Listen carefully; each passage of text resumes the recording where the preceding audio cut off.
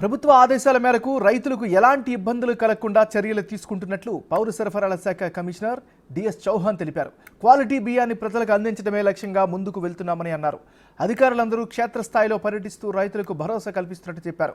మార్చి 25న 7,172 కొనుగోలు కేంద్రాలను ప్రారంభించామని, కొనుగోళ్లకు ఇప్పటి వరకు 83% చెల్లించినట్లు తెలిపారు.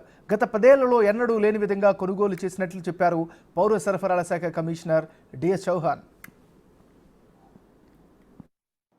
ఈ సంవత్సరంలో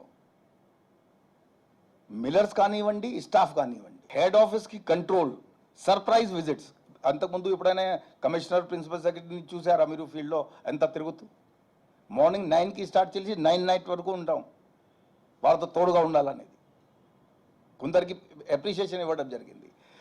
నా ఈ ఫిగర్స్ మీరు చూస్తే మీకు స్వయంగా అర్థం అవుతుంది వేగవంతంగా ఉందా, స్లోగా ఉందా. ఫిగర్ మీ ముందు అని ఉంది. తర్వాత ఇది ప్రత్యేకంగా చూసుకోండి, రైతులకి ఈ ప్రభుత్వం దృష్టిలో పెట్టుకొని పని చేస్తున్నారా లేదా. లాస్ట్ సారి జూన్కి పేమెంట్ జూలై వరకు ఎండింగ్ వరకు నడిచింది. ఇది చూస్తే దాంట్లో లాస్ట్ టైం ఇదే రోజుకి 52% పెండింగ్ అయింది. 42 అండ్ 58%, 58% పెండింగ్ ఉండేది.